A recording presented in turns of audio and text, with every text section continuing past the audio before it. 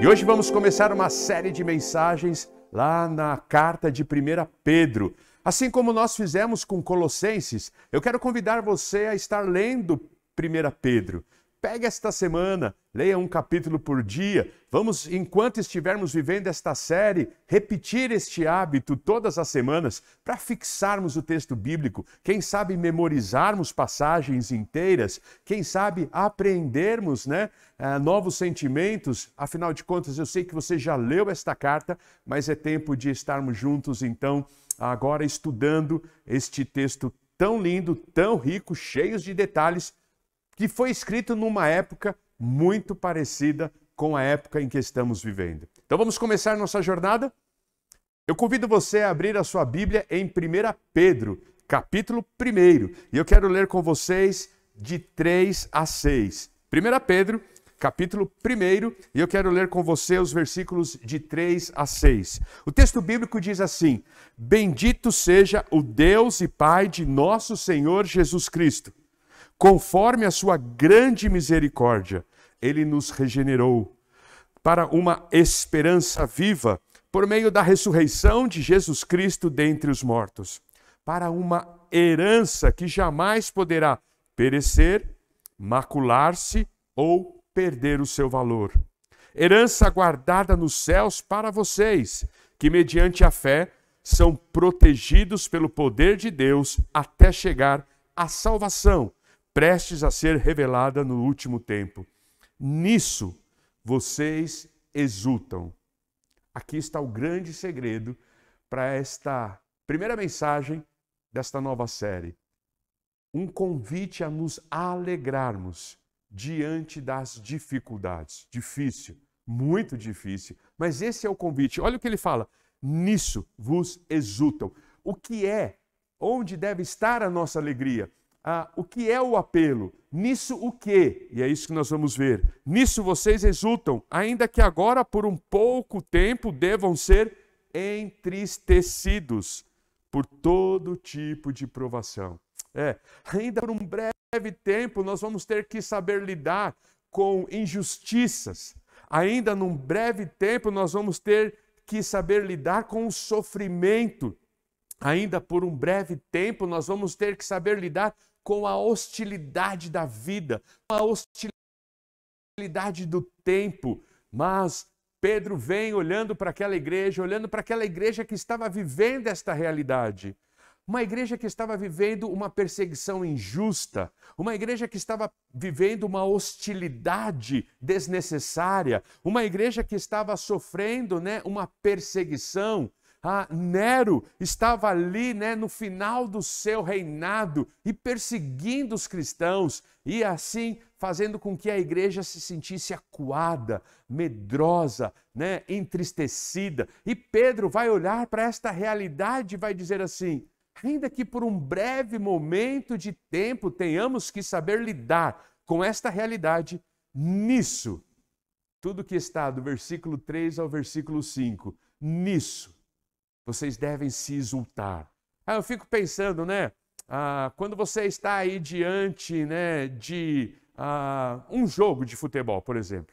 Seu time conseguiu chegar à final daquele campeonato. E ali, então, quando o seu time consegue o título tão desejado por ele, ou tão esperado por você, torcedor, qual é a sua reação diante dos últimos segundos, 45 segundos dos minutos do segundo tempo, 1-1, o seu time precisa fazer um gol, 0-0, o seu time precisa fazer um gol, e ali vem o cruzamento, e ali o centroavante cabeceia, e ali o gol entra, e acontece, o que você faz? Gol, meu time foi campeão. Não, você exulta, você pula, a pipoca que está em sua mão cai no chão, o guaraná que está na sua outra mão suja o carpete, você nem liga, O cachorro que está ali latindo, você chuta ele de alegria sem querer. Você exulta, você pula, você vibra. O apóstolo Pedro, e Pedro está nos convidando, aquele Pedro que tirou a faca e cortou a orelha, aquele Pedro que negou Jesus, aquele Pedro, que andou sobre as águas, esse mesmo Pedro, olhando para a realidade da igreja, diz assim: ei, vamos nos exultar. Nós temos motivos para nos exultar, nós temos motivos para alegria. Tire os seus olhos daqui, coloque os seus olhos na eternidade e você então se exultará. Pedro está dizendo, ainda que por um breve momento de tempo nós tenhamos que viver lidando com as dificuldades, lidando com as provações, lidando com a dor, lidando com a decepção, lidando com a injustiça. Exultem-se naquilo que de fato vocês possuem. Essa semana, conversando com um jovem em nosso congresso, batendo um papo com ele falando a respeito de algumas experiências do passado, de alguns sentimentos do passado, e o quanto ele gostaria, talvez, de resgatar algumas coisas, me veio no coração o sentimento de mostrar para ele que no reino de Deus nada se perde. Como foi boa aquela conversa, não sei se para ele, para aquele jovem, não sei se o que eu disse o motivou, o encorajou, o consolou, mas para mim foi muito boa aquela conversa, porque naquele momento em que aquele jovem estava dizendo a respeito do seu passado, o quanto ele gostaria de ter vivido algumas coisas, o quanto ele lutou para viver algumas coisas, e ele não conseguiu visualizar, se materializar aquilo que ele estava lutando. Como foi gostoso para mim poder também me recordar de que no reino de Deus nada se perde. Você já parou para pensar na sua vida? E coisas que talvez lá atrás, no passado, uma dor que você viveu, uma experiência traumática que você experimentou, né? Uma lágrima que você derramou, e o quanto isso contribuiu para que você hoje pudesse ser a pessoa que você é. E a minha oração, o meu desejo é que os traumas, as dores e os sofrimentos possam ter transformado você para melhor. Porque nós sabemos, nós já aprendemos isso, que todo trauma, todo sofrimento nos transforma. Às vezes para pior, mas a minha oração é que tenha transformado você para melhor. E aí eu fiquei pensando na minha própria história. Fiquei me lembrando, olhando para o Joel aqui na área técnica, que eu fui para a faculdade teológica com 26 anos de idade, já casado. E eu sentava na sala de aula e muitas das aulas eu ficava pensando, puxa, o que eu fiz com a minha vida? Por que eu perdi tanto tempo? Por que eu não entrei para a faculdade teológica com 17 anos, com 18 anos? Ali tinha meninos, né? Muito mais novo do que eu, 10 anos às vezes, né? Mais novo do que eu, começando o curso teológico junto comigo. E eu sentia aquela impressão de que havia perdido tempo. E como eu fui vendo Deus recuperar o tempo na história da minha vida e dizendo e lembrando para mim, Fernando, aprenda desde o começo. No reino de Deus, nada se perde. É como se, de fato, o reino de Deus, ele é o grande reciclador da história da humanidade. Sabe aquele produto que não se degrada com facilidade? E que ele pode ser reprocessado? E quando a gente pega aquele produto que não se degrada com facilidade, reprocessamos ele e devolvemos aquele produto à sua origem, ou a matéria-prima dele, vou dar um exemplo, eu pego uma garrafa plástica, reprocesso ela volta a ser matéria-prima, e daquela matéria-prima eu posso fazer qualquer outro produto, não necessariamente uma nova garrafa plástica. Andar com Jesus é ser reprocessado diariamente. Andar com Jesus é viver uma reciclagem constante, e tempo sendo resgatado e tempo sendo recuperado. Essa semana, esses dias, aprendi que nós temos saudades do Éden. Muitas vezes eu disse que nós temos saudades dos céus. Mas os céus é a expectativa do nosso coração. Nós ansiamos pelo céu, nós sonhamos o céu, nós olhamos para frente, olhamos para a eternidade e desejamos lá estar e sabemos que lá estaremos por causa da convicção que temos em Cristo Jesus, fruto daquilo que Pedro falou nesse texto. Mas aquela saudade que nós temos é do Éden. Aquele lugar onde Deus colocou os nossos ancestrais onde tudo era perfeito, onde o pecado ainda não havia entrado. A relação com o Pai era intensa, a relação com o Pai não havia obstáculo, não havia separação, não havia abismo, não havia muro. Na viração do dia, Deus passeando por ali, batia um papo gostoso com Adão e Eva, na intimidade que eles tinham, até que o pecado chegou. E do pecado, então, produziu nós sairmos do Éden. E estamos peregrinando sobre este mundo, mas sempre com aquele gostinho. Como o Éden era bom. O que é que foi que eu fiz com a minha vida para sair do Éden? Ao estudar Pedro, eu quero que você tenha saudade do Éden. Eu quero que você alimente a sua expectativa para a eternidade. Eu quero que você alimente a sua expectativa com os céus e o desejo de nos céus estar. Mas tenha saudade do Éden, lugar perfeito, lugar que Deus preparou para você, lugar de comunhão perfeita, onde a prioridade seja de fato Deus, o relacionamento com Ele, o abraço dEle, a sua voz nos envolvendo, nos orientando e nos dirigindo. E é exatamente com esse anseio que Pedro vai escrever uma carta motivadora para aquela igreja.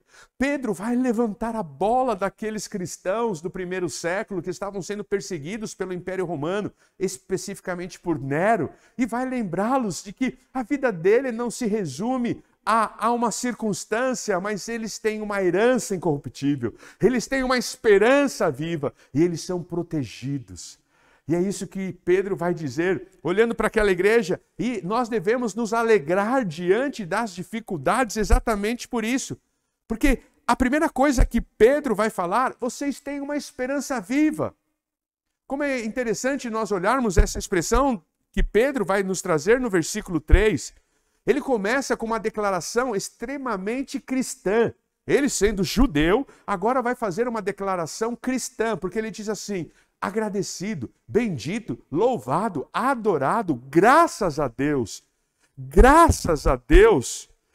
a Deus e Pai de nosso Senhor Jesus Cristo. Quando ele acrescenta a ideia de Deus sendo Pai de Jesus, ele então coloca o anseio cristão. Não é mais o apelo judaico, mas agora é uma expressão cristã. E ele diz assim: graças a Deus e Pai de nosso Senhor Jesus Cristo, conforme a sua grande misericórdia.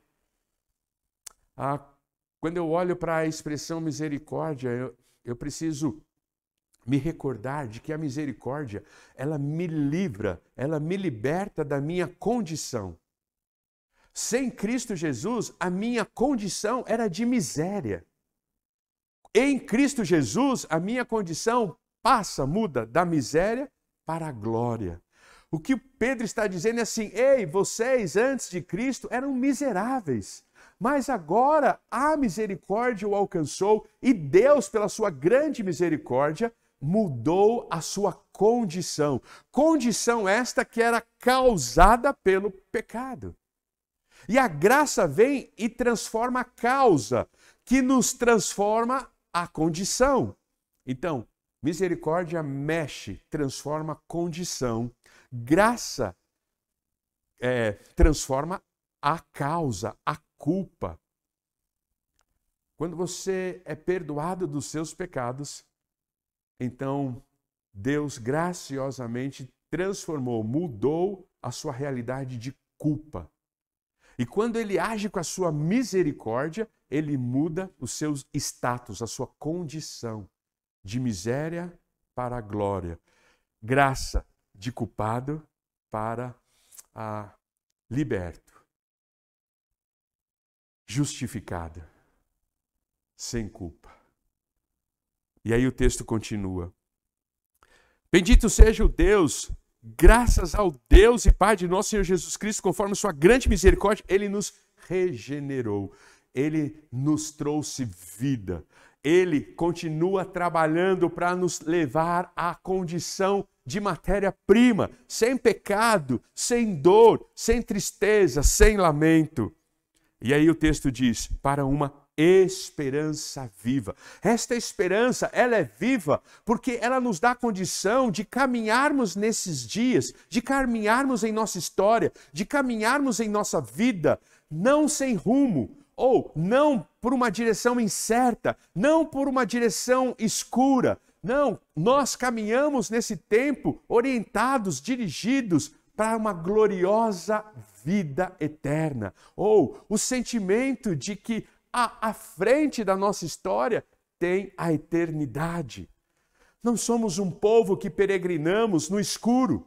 Não somos um povo que pisamos o tempo todo um solo instável. Não estamos caminhando na incerteza da vida, mas estamos caminhando na gloriosa, em direção à glória eterna.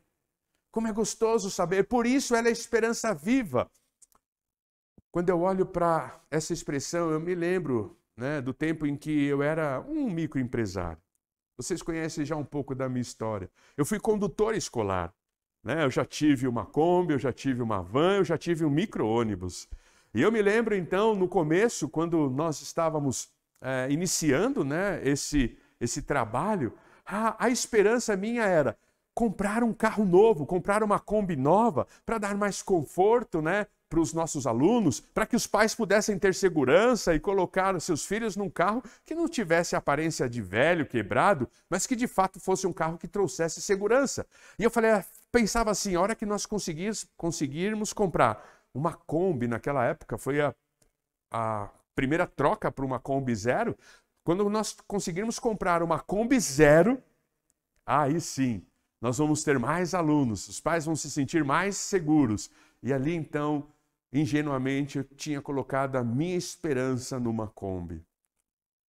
Eu me lembro daquela manhã, como se fosse ontem.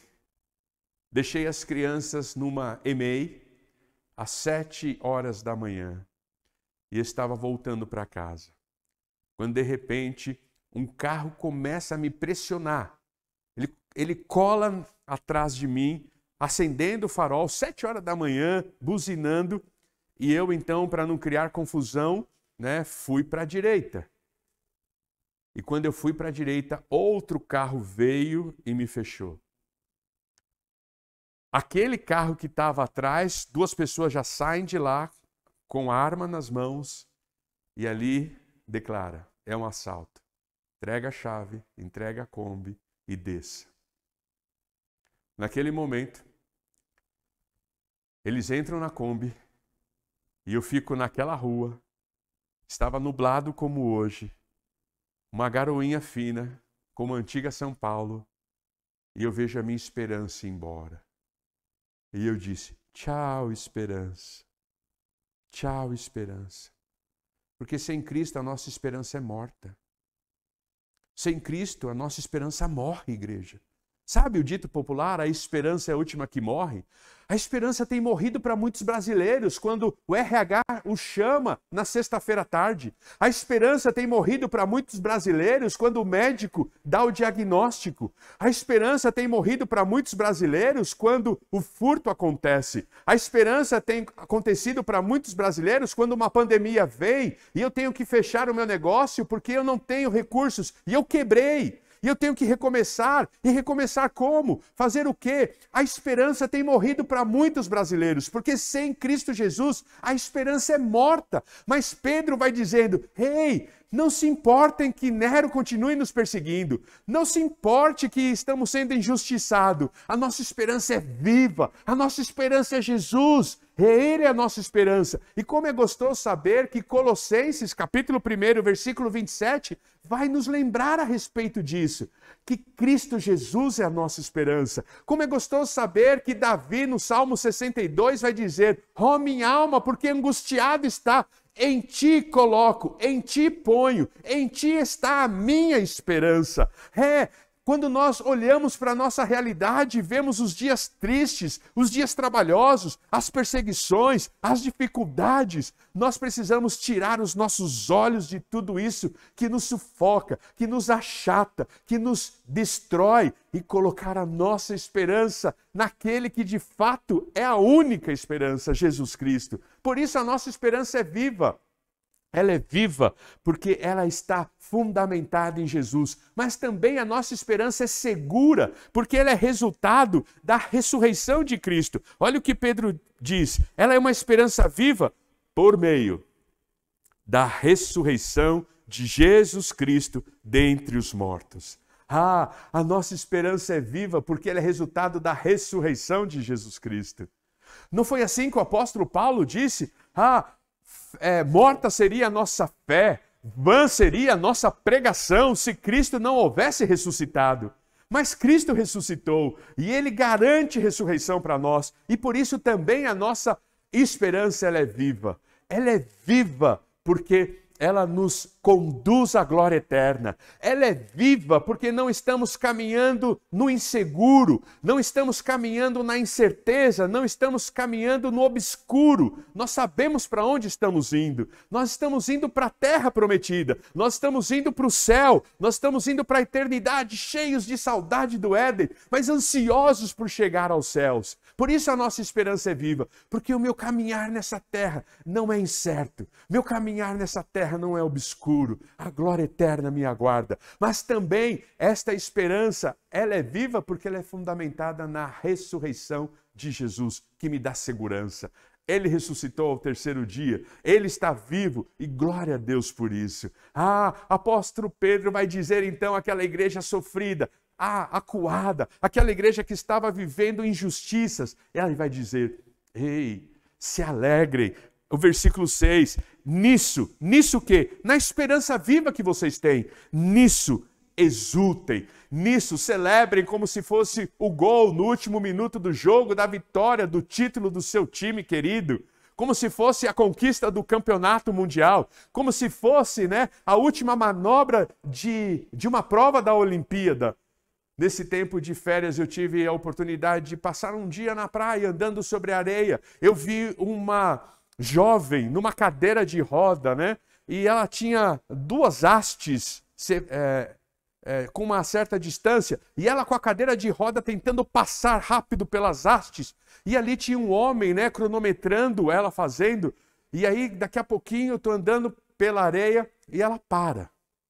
Quando ela para, foi a oportunidade de eu puxar um dedo de prosa com ela. Eu falei assim, não acredito, moça, que você já cansou. É tão fácil fazer isso. E eu disse, por que você está aqui?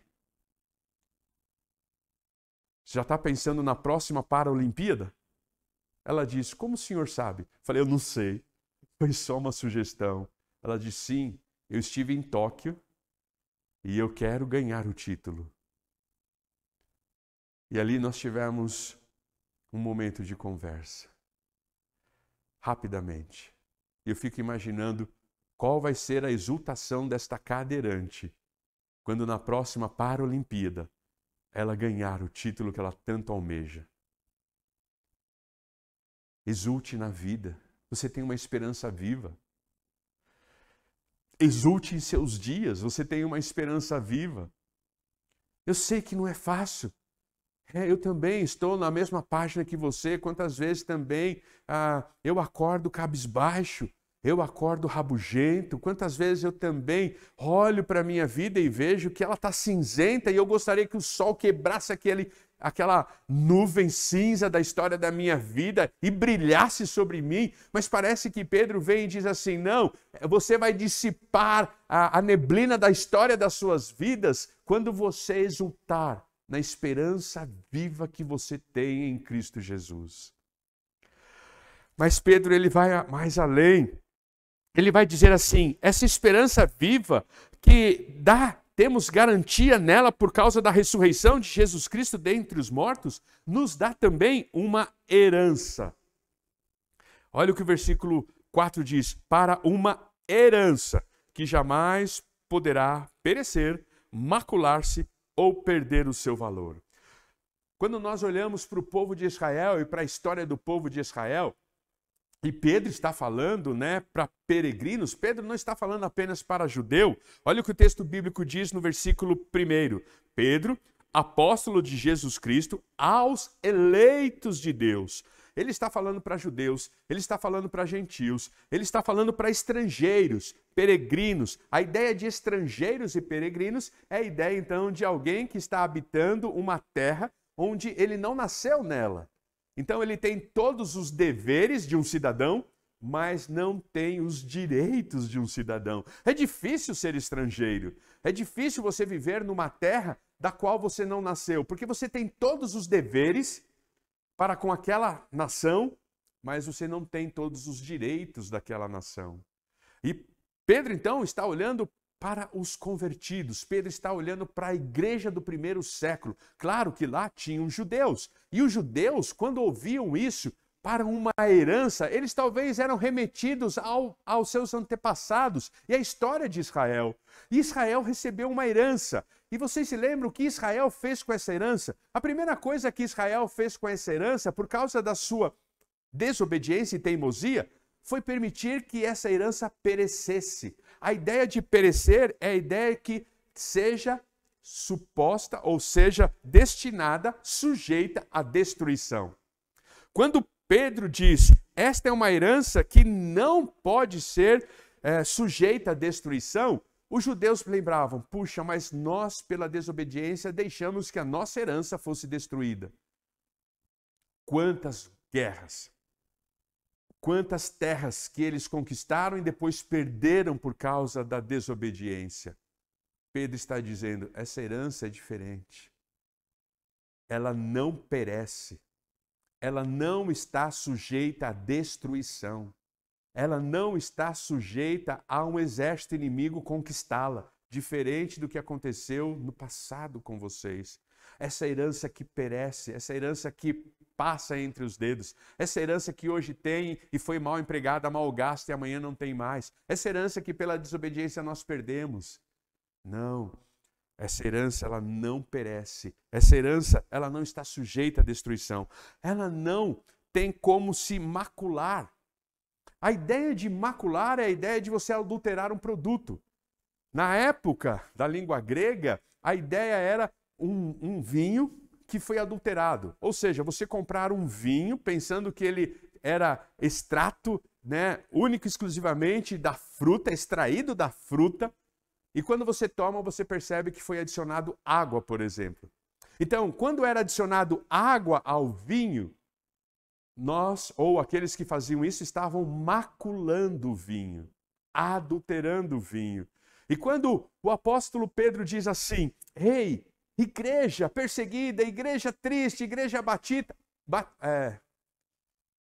abatida, exultem-se nisso. Vocês têm uma herança que não pode ser adulterada. Mas vocês se lembram no tempo de Israel? Quanta idolatria entrou na vida de Israel?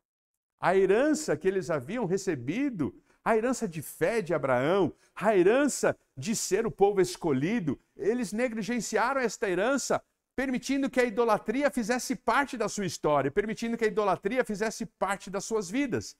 A herança foi maculada.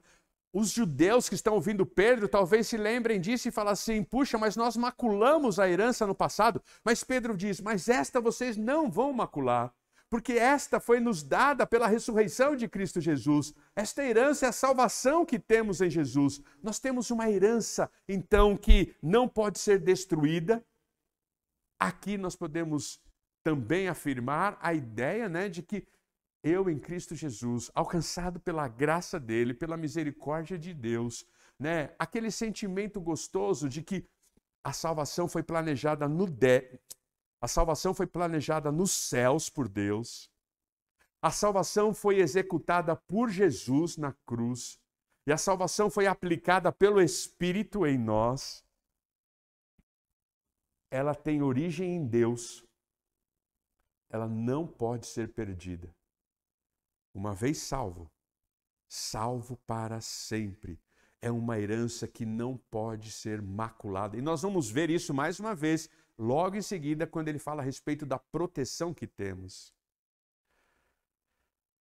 Mas ele está dizendo a respeito, então, de que essa essa herança não pode ser adulterada, não pode ser modificada.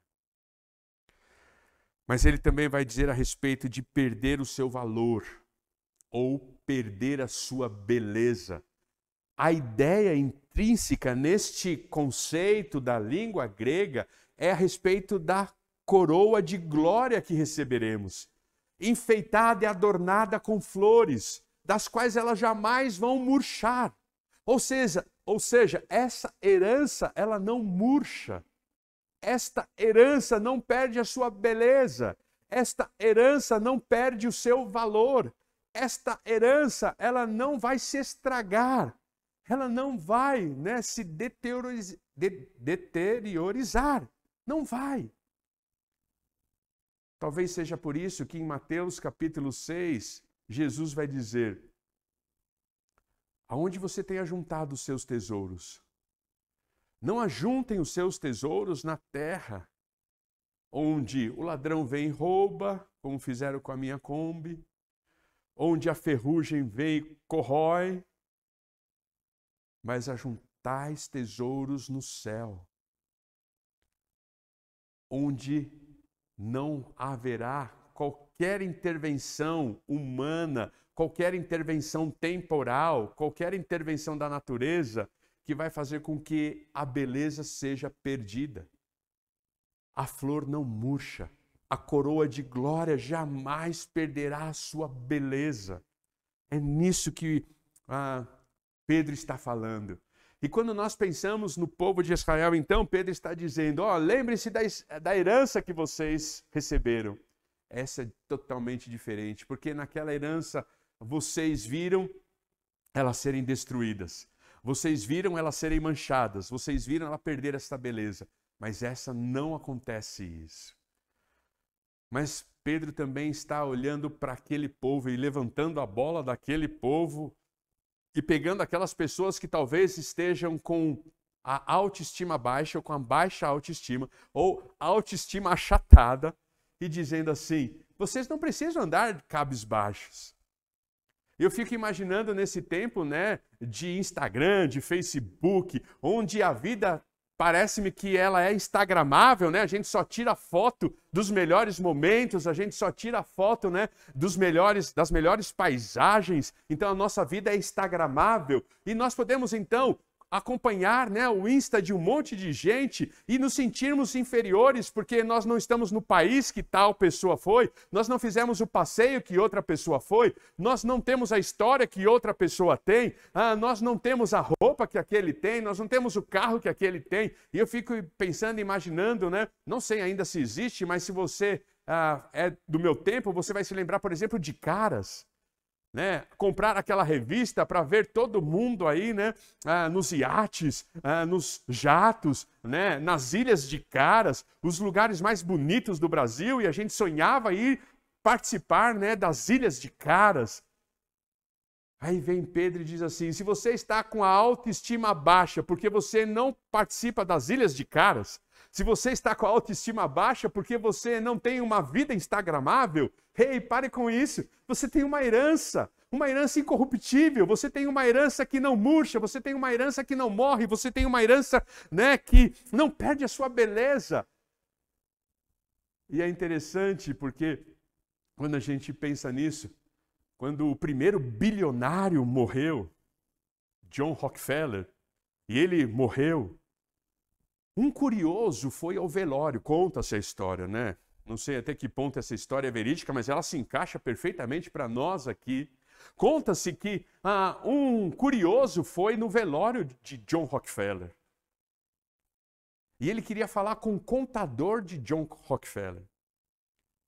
E ele conseguiu se aproximar do contador, porque ele tinha uma curiosidade lá no meio do velório. Ele então, todo constrangido, mas chegou perto do contador e, sussurrando, perguntou ao contador do bilionário, eu tenho uma curiosidade. Quanto de herança John Rockefeller ele deixou? E o contador respondeu assim para ele, ele deixou tudo. Ele não levou nada. Ele deixou tudo.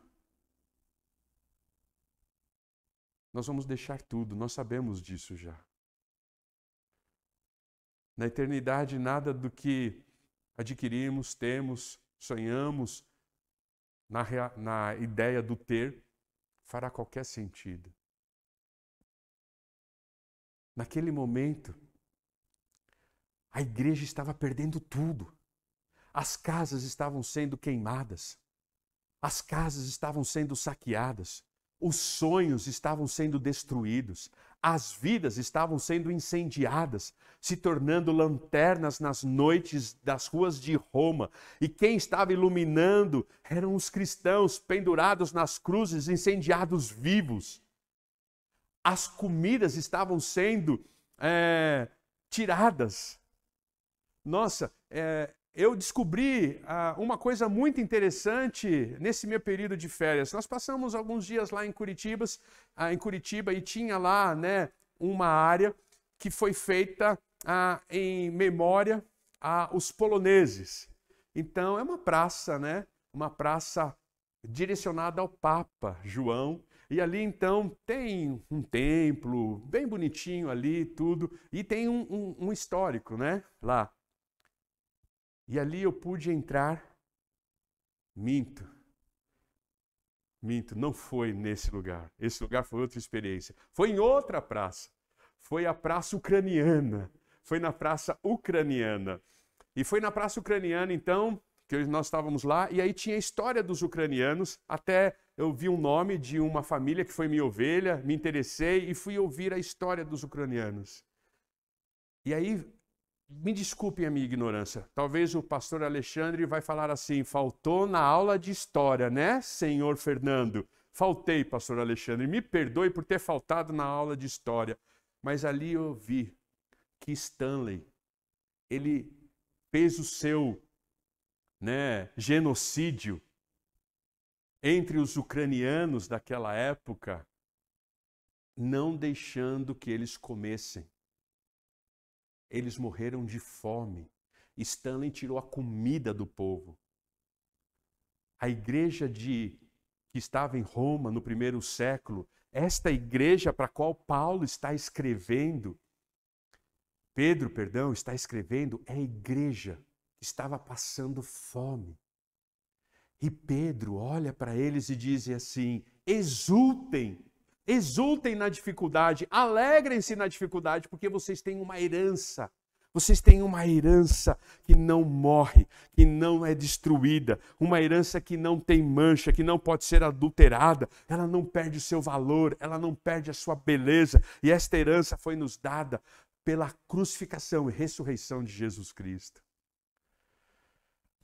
Eu sei que é difícil se alegrar na dificuldade. Eu sei que nossa tendência ainda é estar com os olhos muito presos, fixados ao aqui e agora. Levantar a cabeça e olhar para frente, às vezes é muito difícil, porque as cargas são tão pesadas e elas estão nos sufocando. Mas para uma vida de luta, agarre-se na herança que você tem em Jesus Cristo. E aí ele termina dizendo no versículo 5, que mediante a fé são protegidos. Nós somos protegidos pelo poder de Deus.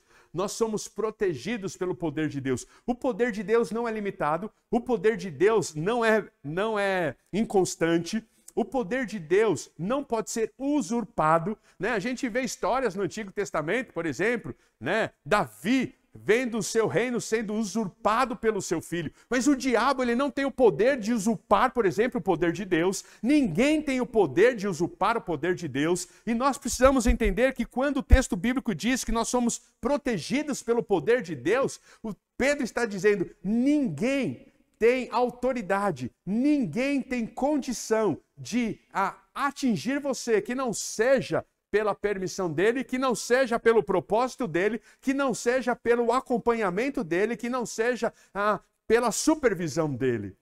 O poder de Deus não pode ser usurpado, diferente do que nós temos visto, por exemplo, nas nossas nações, no nosso mundo, tanto atual quanto do passado, e veremos no futuro, poderes sendo usurpados, mas o de Deus não pode. Ninguém pode tirá-lo do seu trono, ninguém pode roubar a sua autoridade, ninguém pode tirar a sua força, ninguém pode tirar a sua soberania. Ninguém. E aí o texto bíblico diz que é por causa deste poder, ou é por este poder que nós somos protegidos. Eu me lembro de uma aula que eu tive na faculdade teológica, a Teologia do Novo Testamento. E naquela aula, então, o professor fez a seguinte ilustração. Imagine que este é o seu solo e que você está andando sobre este solo, mas esse solo ele foi pavimentado e este solo representa a pessoa de Jesus.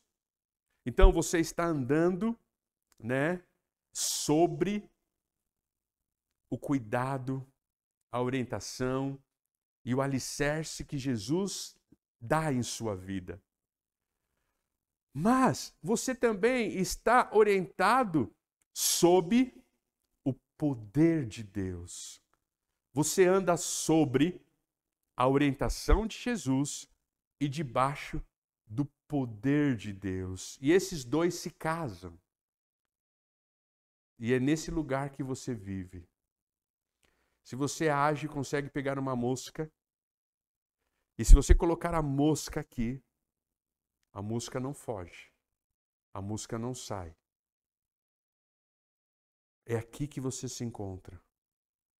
É essa proteção que Cristo Jesus lhe proporciona. É esta proteção que Deus lhe oferece. Quando Pedro diz nós estamos protegidos, ele está falando sobre a segurança da salvação que temos em Jesus. Ele está falando sobre a preservação dos salvos, dos santos em Jesus. Essa é a posição da preservação. Ei, ninguém pode tomar, ninguém pode roubar, ninguém pode tirar você daqui. E eu sei que o salvo daqui é o lugar que ele jamais quer sair. Por isso, com toda autoridade, com toda tranquilidade, com toda segurança, nós podemos dizer que o lugar mais seguro da terra é no centro da vontade de Deus. O centro da vontade de Deus é o lugar mais seguro que nós possamos estar. Talvez não seja o mais confortável, talvez não seja o mais fácil, talvez não seja o mais simples, mas é o mais seguro. Aquela igreja estava no centro da vontade de Deus. Mas eles estavam sendo perseguidos? Sim. Era um lugar confortável? Não. Mas era o lugar mais seguro que eles podiam estar. E Pedro vai dizer, por vocês estarem no lugar seguro, exultem. Mesmo que por um breve momento de tempo vocês tenham que lidar com Nero, e todos nós lidamos com os nossos Neros na nossa história, exultem, porque vocês estão no centro da vontade de Deus, o lugar mais seguro. O centro da vontade de Deus não nos livra de situações difíceis. O centro da vontade de Deus não nos poupa de sofrimento. O centro da vontade de Deus não facilita os nossos dias, mas é seguro.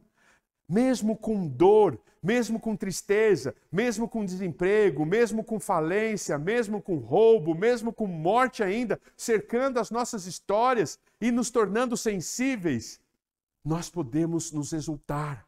Porque dia a dia nós estamos diante de Jesus, que já fez o gol da vitória na cruz do Calvário, que já nos deu o título, que já nos deu a herança, que já nos deu a salvação. E nela nós devemos nos exultar, nesta salvação que temos em Cristo Jesus. Por isso, Pedro, olhando para aquela igreja, vai dizer assim, mediante a fé, são protegidos pelo poder de Deus. Nisso vocês exultam. Exultem, porque vocês foram regenerados por Cristo Jesus. Exultem, porque vocês têm uma esperança viva. Como é interessante, nós olharmos para a nossa língua portuguesa e se nós formos buscar a definição de esperança, nós vamos, então, a mais simples é o ato de se esperar o que se deseja. Quando nós pensamos no português, é o ato de se esperar o que se deseja. Por isso que a esperança morre. Porque nem sempre o que nós desejamos acontece. E quando não acontece, a nossa esperança morre. Ou quando acontece diferente, a nossa esperança morre. Eu estava esperando que com uma Kombi zerinho, branquinha, adesivada novinha, cheirando a nova, eu teria mais crianças. Mas a Kombi foi roubada. O meu ato de se esperar se transformou num ato de frustração. Mas quando nós olhamos para a definição de esperança na palavra de Deus, traz consigo a ideia de confiança, traz consigo a ideia de perseverança. Então, nós podemos definir esperança como o ato de se esperar, não o que nós desejamos, mas o que nós já temos. Por que a nossa esperança é viva? Porque nós desejamos habitar o que já foi nos dado como herança eterna e do qual nós temos sido protegidos para ali chegarmos. Exulte porque você tem uma esperança viva. Exulte porque você tem uma herança incorruptível. Exulte porque você é protegido. Claro que o texto bíblico está falando a respeito da preservação dos santos. Mas eu quero lembrar a você na manhã deste domingo que esta preservação ou esta proteção que Deus nos oferece é também de livramento, é também de crescimento. Assim como Tiago diz, tende por motivo de grande alegria o passardes por várias provações, sabendo que a prova produzirá fé, a fé produzirá esperança, a fé produzirá perseverança. E aqueles que perseverarem, e o salvo ele persevera, receberá a coroa da vida. Esta coroa que não vai perder a sua beleza, desta coroa que tem flores que não vão murchar. É como o apóstolo Paulo diz em Romanos capítulo 8, versículo 18. Ai, o que são os ais da vida diante daquilo que nos espera. Na manhã de hoje, eu sei que ainda os dias são trabalhosos. Eu sei que ainda você tem lidado com um território muito instável. As finanças não estão tão bem quanto você gostaria que estivesse. O negócio não está decolando como você gostaria ou esperava que já tivesse decolado. Os clientes não estão chegando, alguns estão até cancelando o contrato. Os médicos, a ciência continua dizendo que a vida está difícil, a vida está ruim. Eu quero, mesmo diante de tudo isso, lembrar a você que isso é por um breve momento de tempo. Talvez não nos console como nós gostaríamos de consolar, porque é agora que nós estamos sentindo, né? É agora que as feridas estão sangrando. É agora que as feridas estão coçando. É agora que os obstáculos estão nos impedindo de viver plenamente. Eu sei que talvez isso não console como eu gostaria que o consolasse. Mas como Pedro diz, ainda que tenhamos que lidar com isso por um breve momento de tempo, ele diz assim, lidem com alegria. Eu não posso evitar que você viva a dor que você tenha que viver. Eu não posso evitar, que uma doença não chegue, que o desemprego não chegue.